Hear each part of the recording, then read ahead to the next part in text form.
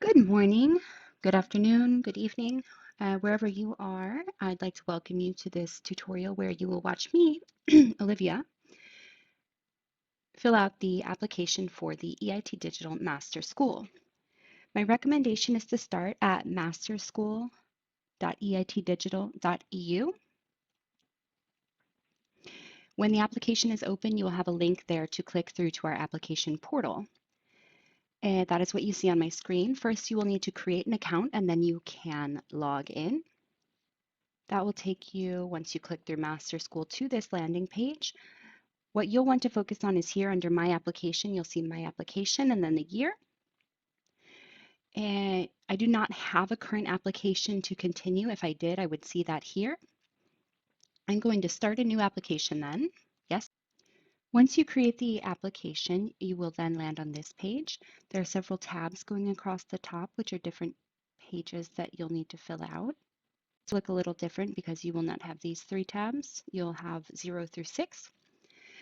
These are all grayed out now because they've not been activated. Once you complete this first tab, the Start tab, agreeing with all of these policies, then those other tabs will become active. One thing I want to point out on this at the beginning of the application is that each tab has information at the top and in the side columns here. Don't ignore all of that text. It's very helpful for making sure that you've completed your application correctly. And also it will answer a lot of the questions that we frequently receive. I also want to point out here the FAQs page that is linked to. So we'll begin. With the agreements, you can just click to open the agreement, read it, and then agree, read, agree, read, agree, and this with the application fee you want to read here.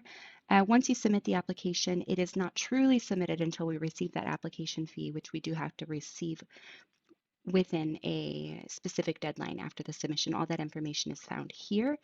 It is paid via bank transfer. It's not an online payment tool, so that can take some time. Please do make sure you leave yourself plenty of time to get that application fee to us, or else the application cannot go forward. And then here you'll just select how you first found out about the EIT Digital Master School. So save and validate. And now you see the green check mark here. And these tabs are now active and available. Next, I'm going to skip ahead to the program selection, and the reason I'm doing that is in case I haven't filled out my application yet, it's actually a recommendation for you. If you haven't completed your application, but we host a program-specific webinar where the faculty will be speaking to information that you might be interested in, we can make sure you get invited to the right one. So I would recommend that you select that you do tab 3 first, and then you can select your entry and exit universities that you're interested in. Yes.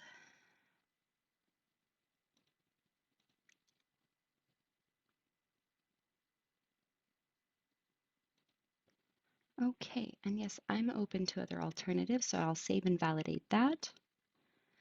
And you see the green check mark there. So you'll go through each tab to fill them out,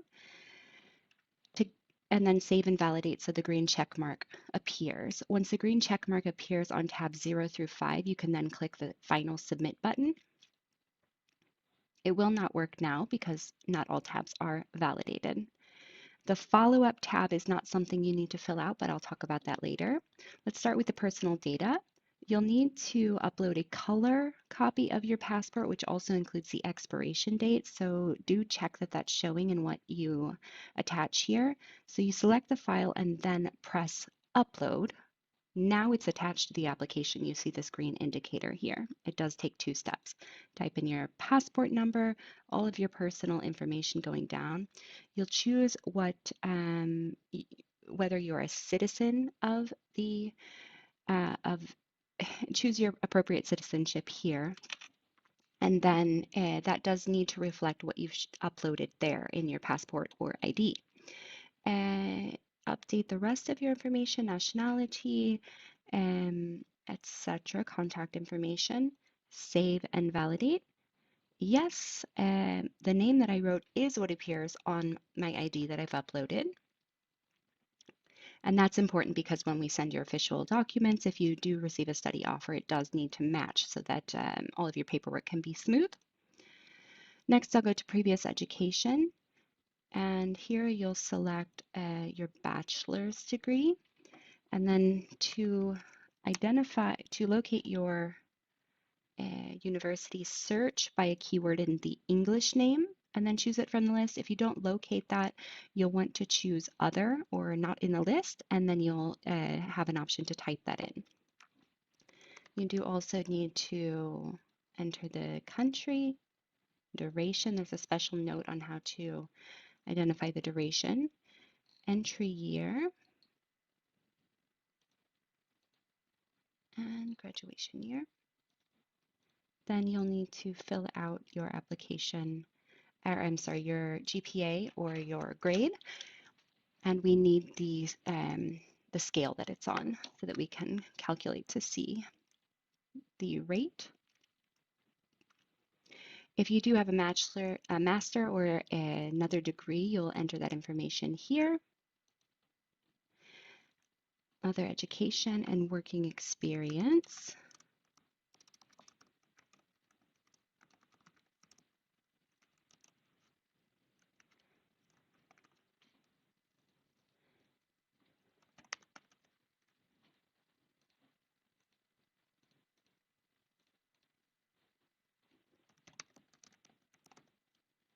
And you want to make sure that you fill out any working experience you have because that can complement, especially if your degree is not exactly relevant for what the program that you're applying to, that can really complement your application package.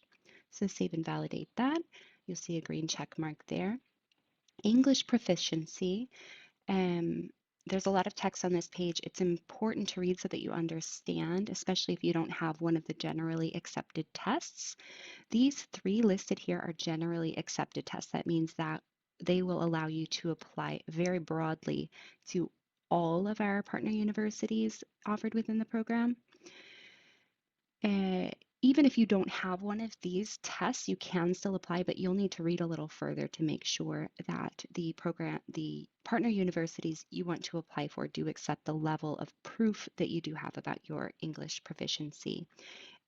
Just for an example, I'm going to select IELTS test, and then here you'll see an updated procedure relevant to the test you've chosen. And this is the directions on what you'll do in order to complete this tab.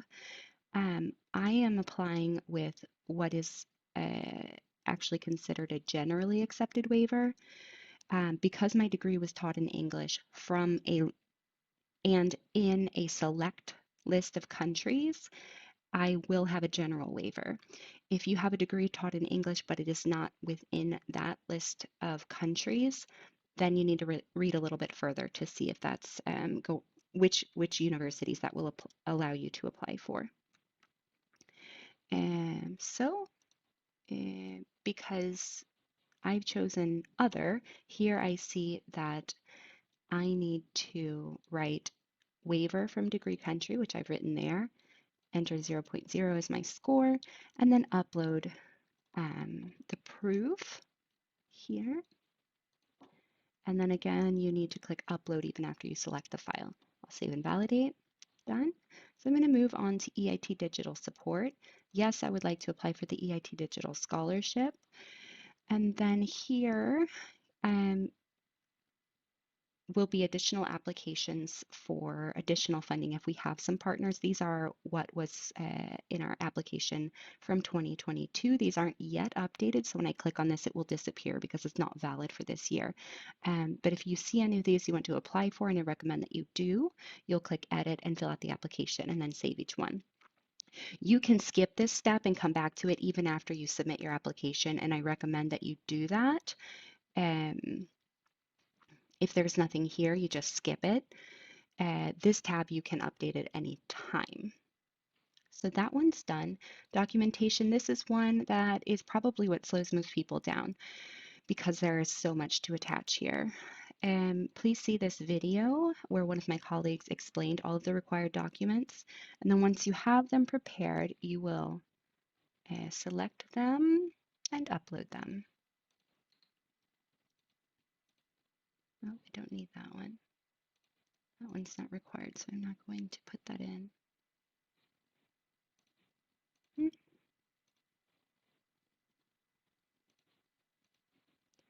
And these are not attached to the application yet until I press upload. If you have a video that you are complementing your application with, you can link that there. Any additional documents that you feel will complement your application can be uploaded here. And the most common one is a letter of recommendation, which again is optional, but that's where you can attach that. So I'll save and validate and just verify that my documents were stamped, official documents in the original language and English translation. Yes, that is fine. Now, all of my tabs 0 through 5 are complete. So I'll go to this follow-up tab next because I want you to see that the current submitted status is still not checked. I'm going to click Final Submit. Yes, I really want to submit the application now. Now I can click Edit to look at my application, and on the Follow-up tab, I can now see that the current submitted status is indeed true. However, the application fee is not received. If the application fee is not received, and that means in the account of the EIT Digital Education Foundation by that application fee deadline, the application will be marked as incomplete. It will not move forward in the review process. So once you're ready to submit this, I recommend you go over to the application fee page. Once you see that you have submitted it, don't miss the step of final submit. Then you go over to the application fee page and you'll also get an email with these instructions, but I recommend that you do that right away. You will not see this updated as soon as you submit the application because it is a bank transfer and we get a data file weekly from the Education Foundation. So you can read more about that here, but I really emphasize that you should pay it right away to make sure we receive it in time. The direct documents received, you can read more about that up here. Again, this is one of those cases where I recommend you don't skip this information you're seeing here. English proficiency test will be validated if it's one of the general tests. So once you see this currently submitted and the application fee is received, you are all done.